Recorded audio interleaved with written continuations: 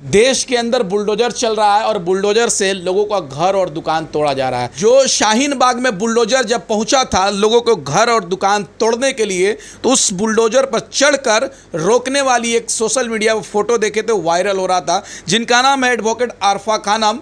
अभी उनके हमारे साथ है, हम उनसे बात करेंगे कि वजह क्या है कि सरकार महंगाई, बेरोजगारी और तमाम तरह जो आम जनता की ज़रूरत की चीज़ें उस पर बात नहीं करके बुलडोजर से काम चला रही है। वजह क्या है, आइए तमाम मुद्दों पर इनसे हम बात करते हैं। मैम, सबसे पहला सवाल है कि देश बुलडोजर से चलेगा या संविधान से चलेगा? देखिए, हम तो अभी तक यही कह रहे हैं देश संविधान से चलेगा, लेकिन जो भाजपा है, जो भारतीय जनता पार्टी है, वो बुलडोजर से काम चला रही है। क्योंकि देखिए, मुद्दों से भटक कर मुद्दों की राजनीति तो ये नहीं करते हैं।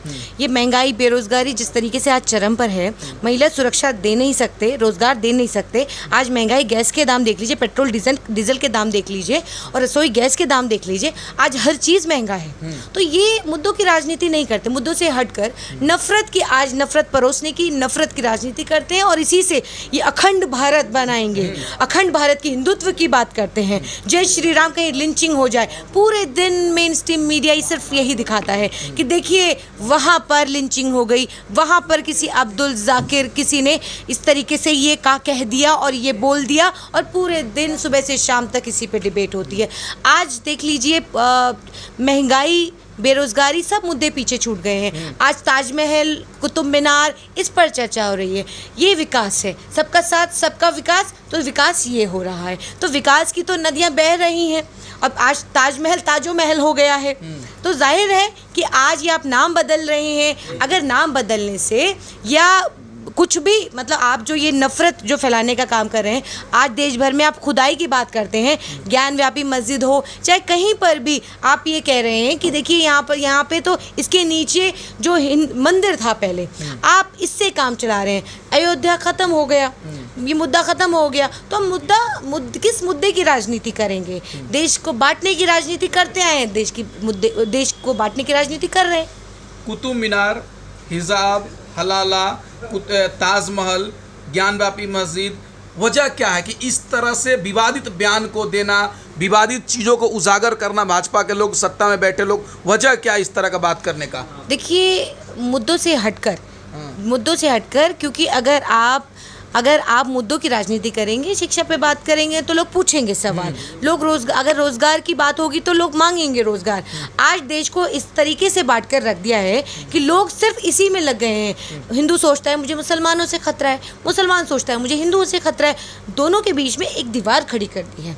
जिस तरीके से जहांगीरपुरी में हमने देखा, और देश भर में, जहांगीरपुरी क्यों, देश भर में जिस तरीके से नफरत परोसी जा रही है, जहाँ कहीं पर भी आप ही जज बन गए हैं, आप ही वकील बन गए हैं, आप ही तय करेंगे कि किसका घर टूटेगा, किसके रोजगार पर बुलडोजर चलेगा। तो आज जिस तरीके की आप राजनीति कर रहे हैं, देश में नफरत परोसने की राजनीति कर रहे हैं, क्योंकि रोजगार आप देना नहीं चाहते हैं।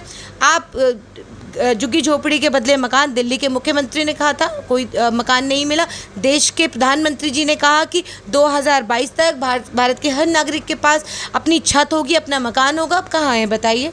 रोज़गार की आप हालत देख लीजिए कि आज लोग नौकरी मांगना छोड़ चुके हैं। हालात ये हैं कि घर के अंदर जो राशन है, राशन की हर चीज़ महंगी हो चुकी है, गैस महंगा हो चुका है। प्रधानमंत्री जी कहते हैं पकौड़ा तलिए, पकौड़ा कैसे तले? तेल महंगा हो गया, गैस महंगा हो गया है, पकौड़ा कैसे तलेंगे? डिग्री तो अब लोगों ने डिग्री अपनी बंद अलमारियों में करके रख दी है कि अब इसकी ज़रूरत नहीं, क्योंकि नौकरियां मिलेंगी नहीं, जॉब्स हैं नहीं, कोई किसी तरीके का कोई जॉब देने का कोई प्लान है नहीं। तो जाहिर सी बात है, अब देश में मुद्दों की राजनीति से हटकर नफरत की राजनीति की जा रही है। मैम, सबसे बड़ा मुद्दा क्या है कि दिल्ली में बुलडोजर चल रहे हैं, एमसीडी के द्वारा जो भाजपा शासित है, और दिल्ली का मुख्यमंत्री एक ट्वीट नहीं करते हैं। मुसलमानों का, गरीबों का, दलितों का मकान तोड़े जा रहे हैं, चाहे जहांगीरपुरी में हो या संगम विहार में हो या कंचन कुंज में हो, शाहीन बाग में हो, ओखला में हो, तमाम जगह पर केवल गरीब और मुसलमानों, दलितों का ही घर तोड़ा जा रहा है, लेकिन दिल्ली का मुख्यमंत्री एक ट्वीट नहीं करते हैं। इससे क्या समझती हैं आप? देखिए, बहुत शर्मनाक बात है कि जिस दिल्ली ने दिल्ली ने सत्ता सौंपी थी, ये हाय तौबा मचाते हुए कि महिला सुरक्षा के ऊपर शीला दीक्षित के ऊपर इल्ज़ाम लगाते हुए शीला दीक्षित के ऊपर जिस तरीके का लांछन इन्होंने लगाया, और ये धरने वाली सरकार धरना दे दे कर ये नेता बनी। आज हालात ये हैं कि आज कहीं पर भी कहीं कोई बेटी के साथ कुछ गलत होता है या कहीं पर भी किसी तरीके की कोई लिंचिंग हो, चाहे किसी भी तरीके की कोई घटना हो, कभी दिल्ली के मुख्यमंत्री कभी मौजूद नहीं होते हैं। हमने देखा पीछे वजह क्या है कि अगर मुसलमानों की बात आती है तो अरविंद केजरीवाल जी बोलते नहीं है दिल्ली के सीएम। देखिए, बोलना नहीं चाहते हैं, काम करना नहीं चाहते हैं, नीयत नहीं है काम करने की, साफ है। क्योंकि साफ तौर पर ये बात हम लोगों को साफ हो गई, गरीब मजदूर, दलित और मुसलमान ये बात जान चुका है कि जिस तरीके से लगातार अपने जो इनका शासन रहा है, इस इतने अपने शासनकाल के अंदर इन्होंने कभी भी किसी गरीब के घर जाकर के कभी भी इन्होंने कभी उसका दर्द नहीं बांटा, कभी किसी बहन के साथ कुछ गलत हुआ कभी उस बहन का दर्द नहीं बांटा, कभी भी ये इनके समर्थक या इनकी पार्टी के लोग कभी भी महिला विधायक हैं दिल्ली के अंदर, लेकिन कभी किसी बेटी के साथ कुछ गलत होता है कभी खड़े होते हैं क्या? कभी कोई स्टैंड नहीं है। तो देखिए, आज धरने वाली सरकार आज सिर्फ कुर्सी की लालच जो आज हो गई है, यही लोग ये कहते थे कि देखिए लोग कुर्सी का लालच कैसे करते हैं, आज कुर्सी का लालच है सिर्फ। तो देखिए, ये लोग काम करने की नीयत नहीं है और काम करना नहीं चाहते। तो जाहिर सी बात है कि कोई भी मुद्दा हो चुप रहते हैं। दिल्ली में लाखों लोगों के मकान टूट रहे हैं, आज इंक्रोचमेंट के नाम पे डिमोलिशन की बात हो रही है, एमसीडी के अंदर भाजपा है, लेकिन दिल्ली के मुखिया तो आप ही हैं। दिल्ली के मुखिया होने के नाते आपकी कुछ तो जिम्मेदारी बनती थी। जहांगीरपुरी में जो हुआ वहाँ पर आप जाकर के लोगों का दर्द बांटने की बजाय आपने क्या कहा कि सख्त से सख्त कार्यवाही किस पर हुई? मुसलमान पर कार्यवाही किस पर हुई? वहाँ पर लोगों को जो ये नफरत, आपने लोगों के बीच में नफरत छोड़ दी भाजपा ने, वहाँ पर जिस तरीके से नफरत बोने की कोशिश की गई, नफरत की दीवार खड़ी करने की कोशिश की गई लोगों ने। अब हम सब लोगों को ये सोचने की ज़रूरत है कि देखिए, जिस तरीके से जहांगीरपुरी में लोगों को तिरंगा यात्रा निकाल करके संदेश देना पड़ा कि हमारे बीच में नफरत की कोई ज़रूरत नहीं है, हिंदू मुसलमान सब लोग मिलकर रहता है। अगर मस्जिद का दरवाज़ा और दीवार टूटेगी तो मंदिर का इंक्रोचमेंट भी उन लोगों ने हटाया, तभी देश में शांति आ पाएगी। लोग बोलेंगे ये सिर्फ मुस्लिम विरोधी नहीं है। केजरीवाल चुप रहते हैं, कभी भी कोई मुस्लिम, ताहिर हुसैन का हमने देख ही लिया कि ताहिर हुसैन के साथ इन्होंने क्या किया। तो उसी तरीके से अमानतुल्लाह की जब गिरफ्तारी हुई तो अमानतुल्लाह की गिरफ्तारी पे पार्टी का कोई स्टैंड नहीं रहा। हम लगातार ये कह रहे थे कि पार्टी का क्या स्टैंड है।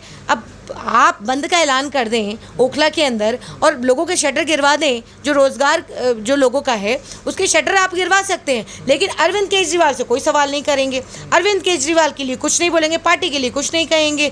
तो देखिए, ये साफ तौर पे ये बात जाहिर है कि देखिए, आने वाले वक्त में जनता खूब समझ रही है, आवाम खूब समझ रही है, और आने वाले टाइम पे काम करने के लिए आए थे। काम कुछ नहीं किया, लीपा पोती करके और सिर्फ बड़े बड़े एडवर्टीजमेंट लगा करके कि कितने स्कूल बनाए, कितने कॉलेज बनाए, कितने अस्पताल बनाए, सिर्फ मोहल्ला क्लिनिक के नाम पे। आज मोहल्ला क्लिनिकों पे ताला लगा है। आज कितने डिस्पेंसरियों की हालत देख लीजिए, जो पुरानी चल रही थी वो भी बंद हो चुकी है। कितने कॉलेज बनाए बता दीजिए, कितने स्कूल बनाए, सिर्फ स्कूल में कमरे बढ़ा के बड़े बड़े एडवर्टीजमेंट आपने लगा दिए, लीपापोती कर दी। तो देखिए, ये सिर्फ और सिर्फ देश में ये जो आम आदमी पार्टी है और भाजपा है, दोनों मिलकर देश को बांटने का काम कर रहे हैं, और आने वाले वक्त में इनको सत्ता से उखाड़ने का काम जो आवाम करेगी, दिल्ली की जनता करेगी, देश की जनता करेगी। मैम, मैं बिहार का रहने वाला हूं, और जब बिहार में हम लोग पढ़ाई करते थे तो उस समय लगता था कि अरविंद केजरीवाल आने के बाद सरकारी स्कूलों को बहुत अच्छी बन गई है, मोहल्ले क्लिनिक शुरू हो गए हैं, दिल्ली चमक रहा है, दिल्ली की जनता खुश है, और इतनी समस्या बता रही है। क्या अरविंद केजरीवाल ने इतने सालों में विकास नहीं किया है? क्या विकास है बताइए ना। स्कूल सरकारी स्कूल जो सरकारी स्कूल है वो तो पहले से ही बने। आपने क्या बनाया है? आपने कितने कॉलेज बनाए, आपने कितने स्कूल बनाए? ये तो स्कूल पहले से ही कांग्रेस ने बनाए। बताइए ना क्या काम किया है। आप सिर्फ मोहल्ला क्लिनिक, तो डिस्पेंसरी तो पहले से भी थी। मोहल्ला क्लिनिक की जरूरत क्या थी? डिस्पेंसरी दिल्ली के अंदर नहीं थी क्या? दिल्ली में पहले से डिस्पेंसरियाँ थी। अगर काम करना था, जहाँ पर दवाइयों की ज़रूरत थी, जहाँ पर अच्छे डॉक्टर्स की ज़रूरत थी, ज़रूरत ये थी, सिर्फ दीवारें चमकाने की ज़रूरत नहीं थी। अगर आज की भी ये हालत है कि आज भी अगर मोहल्ला क्लिनिकों पे ताला लगा है और आज भी ये हालात है कि दिल्ली में लोगों को अगर इलाज सही से नहीं मिल रहा है तो जाहिर सी बात है उस मोहल्ला क्लिनिक का कोई फ़ायदा नहीं है। उसी मोहल्ला क्लिनिक से कई बच्चे मरे हैं, अभी बहुत रिसेंट 3-4 बच्चे मरे हैं। और मोहल्ला क्लिनिक से जो अभी तक वो लोगों का भरोसा नहीं आ पाया मोहल्ला क्लिनिक पर कि मोहल्ला क्लिनिक से दवाई ले, और जिस तरीके से मोहल्ला क्लिनिक से बच्चों की डेथ्स हुई हैं, बच्चे बीमार हुए हैं, तो किस तरीके की दवाई, कई बार एक्सपायरी दवाइयाँ वहाँ पर उपलब्ध होती हैं। तो ये चीज़ कि मोहल्ला क्लिनिक आपने बना दिया तो ये बहुत बड़ा आपका अचीवमेंट नहीं है कि आपने मोहल्ला क्लिनिक बना दिया। कांग्रेस ने क्या नहीं दिया देश को, क्या नहीं दिया दिल्ली को। शीला दीक्षित ने कितना काम किया, कितने फ्लाईओवर्स बनाए, मेट्रो शीला जी की देन है, स्कूल कॉलेज क्या नहीं बनाया शीला जी ने। तो कांग्रेस ने जो किया, आप अगर सिर्फ मोहल्ला क्लिनिक के नाम पे खुश होते जिन पे आज भी ताला लगा है, उन स्कूलों पे आप खुश हो रहे हैं जिसकी लिपापोती करके। शीला दीक्षित जी की बात की है, स्वर्गीय शीला दीक्षित जी का मैं भी सम्मान करता हूं। उन पे आरोप लगते थे कि वो बड़ी बड़ी बंगला रखती हैं, बड़े बड़े महंगे कार रखते हैं, और वो कहे थे केजरीवाल साहब की ना बंगला लूंगा ना कार लूंगा, आज ले रहे हैं। इसको कैसे देखती हैं आप? देखिए पलटू राम है। देखिए कभी ये कहते हैं कि मैं ये सरकारी जो सुविधाएं हैं मैं नहीं लूँगा, और फिर वो यही जो है यही सरकारी सुविधाएं जो आरोप लगाते थे शीला जी पर, आज वही काम वो खुद कर रहे हैं। ये कहते थे कि वो बड़े बड़े बंगलों में रहती हैं, आज कहाँ रह रहे हैं? क्या किसी स्लम में रह रहे हैं क्या केजरीवाल? कहाँ रह रहे हैं केजरीवाल? आज वही बंगला वही सुविधाएं ले रहे हैं। तो जो आने वाले समय में क्या लग रहा है, एमसीडी का चुनाव है, फिर विधानसभा का चुनाव है, तो क्या परिवर्तन होगा दिल्ली में? परिवर्तन होगा, पूरी तरह परिवर्तन होगा। देश की जनता ये समझ चुकी है कि ये किसी के नहीं है। ये दिल्ली की जनता ये बात भाजपा के लिए भी समझ रही है, दिल्ली के जो मुख्यमंत्री हैं उनके लिए भी समझ चुकी है कि ये किसी के नहीं है, ना ये हिंदू के हैं, ना मुसलमान के हैं, ना ये गरीब के हैं। गरीब अमीर के बीच में और हिंदू मुसलमान के बीच में आम आदमी पार्टी भी सिलेक्टिव है और भारतीय जनता पार्टी भी सिलेक्टिव है। पंजाब आप लोग हार गई, तो अरविंद केजरीवाल पंजाब जीतने के बाद कह रहे हैं कि मैं प्रधानमंत्री मटेरियल हूँ, राहुल गांधी प्रधानमंत्री विपक्ष के नहीं है, मैं हूँ। वो कहते रहे, उनकी सोच है, वो उनकी सोच है, बहुत अच्छी बात है अगर वो ऐसा सोचते हैं तो। देखिए परिवर्तन लगातार, देखिए राजनीति में उतार चढ़ाव आते रहते हैं, और कांग्रेस ने कैसा वक्त नहीं देखा है। वो वक्त भी देखा है जिस वक्त कांग्रेस किस तरीके से देश के अंदर उनकी कहाँ पे सरकारें थी, और वो वक्त देखा है। और आज ये वक्त भी है, चिंतन शिविर चल रहा है कांग्रेस का, चिंतन शिविर कर रहे हैं, आज दूसरी बार चिंतन शिविर हो रहा है। तो ठीक है, कोई बात नहीं। आज देश की जनता और पंजाब के जो लोग हैं, पंजाब के लोग परिवर्तन चाहते थे, तो हर फैसला, जनता का हर फैसला हमारे सर माथे पर है। हम अगर आने वाले समय में कांग्रेस आएगी, बिल्कुल आएगी, बिल्कुल आएगी। चिंतन शिविर चल रहा है, और चिंतन शिविर के बाद आप आज भी आप ये कहते रहें कि कांग्रेस का सिपाही कहाँ है, कांग्रेस कहाँ है, कांग्रेस हमेशा से सड़क पे रही है, हमेशा से गरीब मजलूमों की लड़ाई लड़ती रही, जाति के खिलाफ बोलती रही है। तो कांग्रेस तो हमेशा से सड़क पर है। अगर मीडिया उसको दिखाए ना, या आपने नैरेटिव चेंज कर दिया कि देखिए कांग्रेस तो नहीं, कांग्रेस कहाँ नहीं है। कांग्रेस का सिपाही तो हर वक्त सड़क पर है और हमेशा लड़ाई लड़ रहा है। तो देखिए ये कहना, और मुझे लगता है कि चिंतन शिविर के बाद बहुत ज़्यादा बदलाव भी होंगे कांग्रेस के अंदर, जो ज़रूरत भी है। अब वक्त के साथ, हालात के साथ बदलाव की ज़रूरत होती है, कांग्रेस के अंदर भी ज़रूरत। वो चिंतन शिविर चल रहा है, और वो आने वाले वक्त में आप इस बदलाव को भी देखेंगे। हमारे साथ सोशल एक्टिविस्ट भी थी और कांग्रेस पार्टी के एक नेत्री थी जो शाहीन बाग में बुलडोजर को रोकने के लिए बुलडोजर पर चढ़ गई थी, एडवोकेट आरफा खानम, जिनसे अभी तमाम मुद्दों पर हमने बात किया। ये इनकी राय थी, आपकी राय क्या है प्लीज़ कमेंट बॉक्स में बताएं, और चैनल को सब्सक्राइब नहीं किए हैं तो प्लीज़ पप्पू टाइम्स को सब्सक्राइब कर दें, क्योंकि देश की तमाम मीडिया गुलाम बन चुकी है, इसलिए सोशल मीडिया को बचाइए, पप्पू टाइम्स को सब्सक्राइब कीजिए।